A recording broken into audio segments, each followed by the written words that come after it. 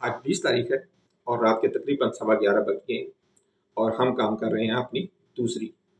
قسط کے اوپر۔ لاسٹ قسط میں ہم نے یہ بات کی تھی کہ مصنوعی ذہانت کیا ہے، اس کے اوپر ہم نے بات کی۔ پھر ہم نے یہ بات کی کہ اس کی روزمرہ میں ہماری کیا مثالیں ہیں۔ آج کل جیسے جنگ کا سیزن ہے، ایک چیز جو میرے ذہن سے اس وقت نکل گئی وہ یہ تھی کہ جیسے جنگ کا آج کل سیزن آ رہا ہے تو دیکھنے میں یہ آ رہا ہے کہ اب تو بہت سارے ممالک جو ہیں وہ آرٹیفیشیل انٹیلیجنس کو اپنی جنگی جو ہتھیار ہیں ان میں اس طرح بھی استعمال کر رہے ہیں کہ اب روبوٹک فوجی جو ہیں وہ بھی تیار کیے جا رہے ہیں۔ ڈرون بھی ایک قسم کا روبوٹک فوجی ہے جو اپنے ملک سے اڑتا ہے اور دوسرے ملک پہ جا کے حملہ کرتا ہے، اور اس میں سے وہ بھی ہیں جو حملہ کر کے واپس آ جاتے ہیں یا وہ جاسوسی کر کے واپس آ جاتے ہیں، یا وہیں پہ جو ان کا نشانہ ہوتا ہے وہیں پہ وہ گر کے تباہ ہو جاتے ہیں اور اپنے آپ کو اپنے ہدف پہ گرا کے تو اس ہدف کو تباہ کرنے کا کام کرتے ہیں۔ تو یہ بھی ایک قسم کی آرٹیفیشل انٹیلیجنس کی نیکسٹ لیول چیزیں، اور آپ یہ سمجھیں کہ یہ آنے والا دور جو ہے وہ سارا آرٹیفیشل انٹیلیجنس ہے۔ جیسے آپ سمجھیں 90s میں ایک دم بوم آیا تھا کہ ہر آدمی جو ہے وہ کمپیوٹر کی طرف بھاگا، تو اب کمپیوٹر سے تھوڑا آگے چلیں اور آرٹیفیشل انٹیلیجنس کی طرف آئیں۔ اہمیت اور مستقبل پر اس کے اثرات کے اوپر آج ہم نے بات کرنی ہے، تو ہم سٹارٹ کرتے ہیں کہ اس کا اہمیت کیا ہے۔ دیکھیں، روزمرہ کے استعمال میں اب تو جو گاڑیاں بھی آ رہی ہیں،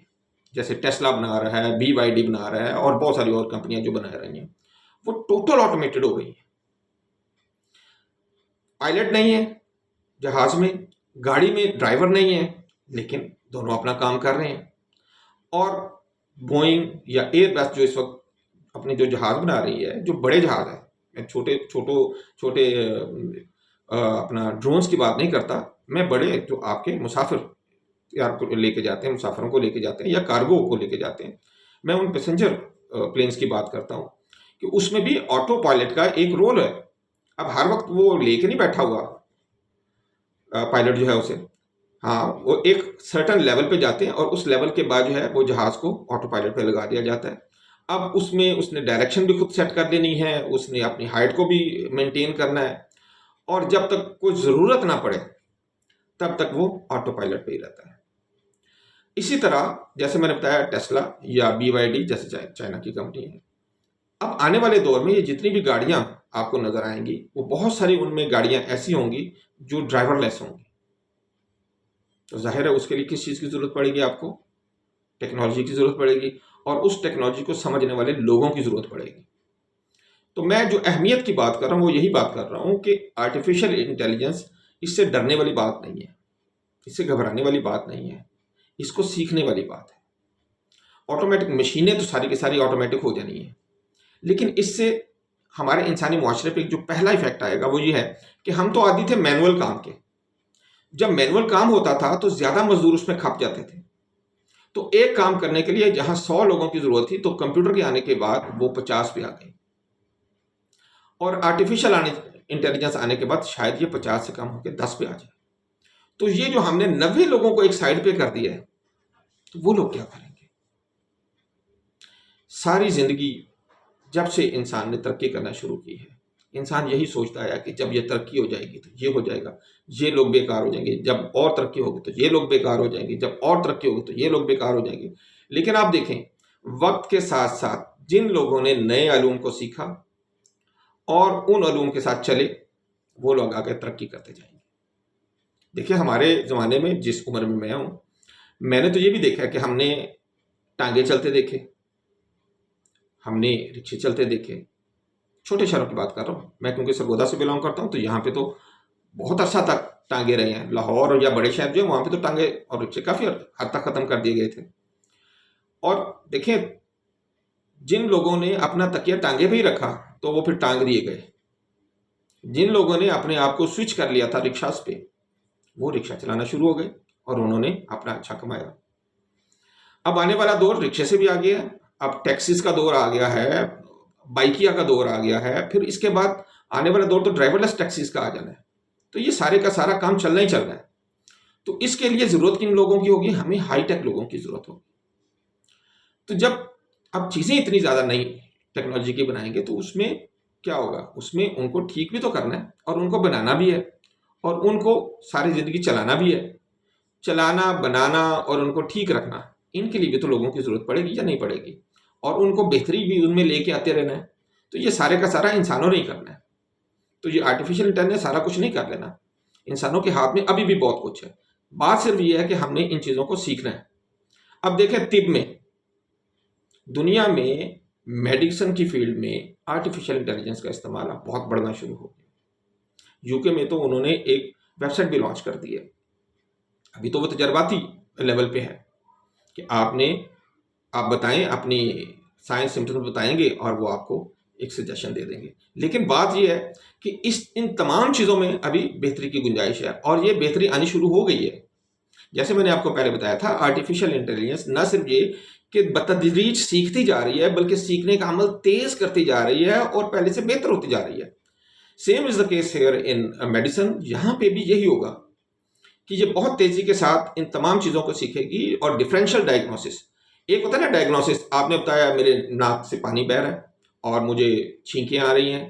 اور مجھے ہلکا سا بخار ہے، تو اس کا مطلب ہے آپ کو نزلہ یا زکام ہے، آپ کو ایک اینٹی الرجی دے دیا جائے گا، ایک آپ کو اینٹی پیریٹک یعنی کہ بخار کی دوائی دے دی جائے گی، اور آپ کو کہا جائے گا چلو بھائی جاؤ، آپ کو تو ہو سکتا ہے کہ تھوڑی بہت آپ کو الرجی ہے، تو یہ سارا کچھ آپ کر لیں۔ لیکن جب ہم ڈفرینشیل ڈائگنوسس میں آتے ہیں تو اس میں وہ یہ دیکھتے ہیں کہ اگر اس کو چھینکیں آ رہی ہیں تو کتنی آ رہی ہیں، اس کا ڈیوریشن کتنا ہے، کیا بار بار آ رہی ہے،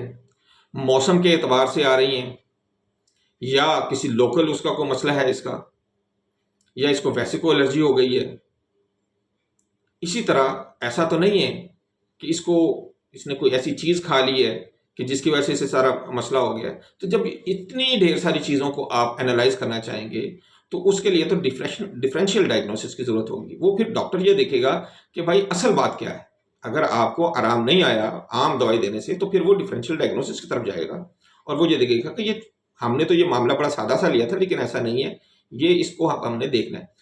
تو آرٹیفیشیل انٹیلیجنس میں کیا ہے کہ یہ سارا علم جو اس وقت ڈاکٹر کے ذہن میں ہے وہ اس کو سکھا دیا جائے گا، اور وہ یہ ڈیسائیڈ کرے گا کہ اس مریض کو کیا مسئلہ ہے۔ شروع میں ہو سکتا ہے کہ ساتھ ڈاکٹر بھی اپنی رائے دے، وہ بھی دے،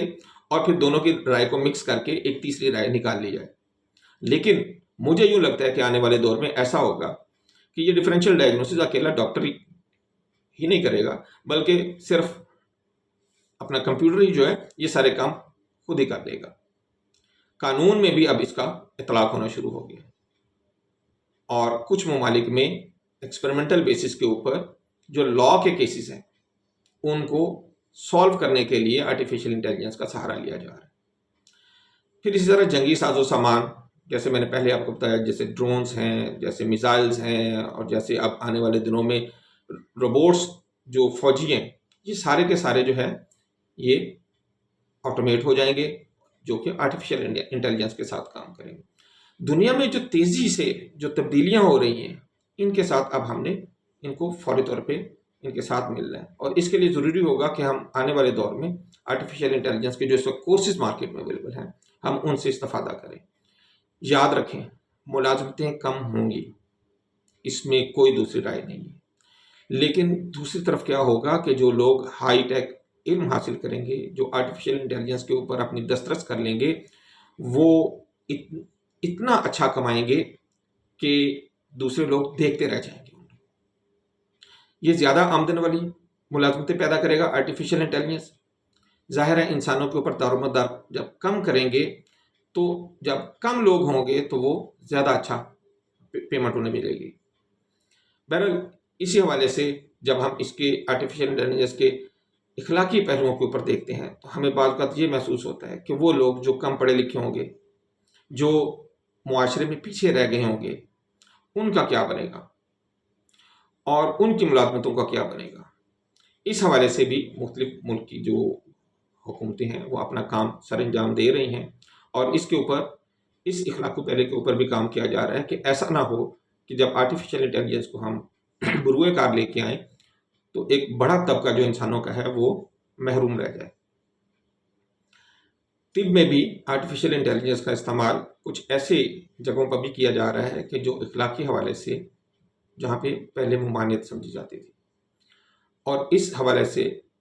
جب جیسے اسٹیم سیلز کے اوپر جب کام شروع کیا گیا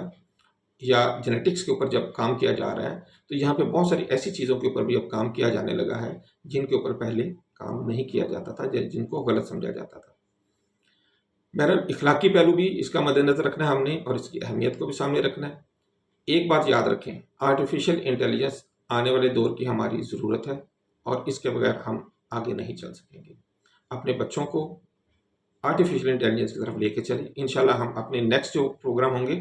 ان میں ہم بتائیں گے کہ آرٹیفیشل انٹیلیجنس کے کورسز کون کون سے ہیں، یہ کہاں کہاں ہو رہے ہیں، اور ان کا کیا فائدہ ہے، اور آنے والے دور میں ان سے ملازمتیں کیسے جنریٹ ہوں گی۔ السلام علیکم ورحمۃ اللہ وبرکاتہ۔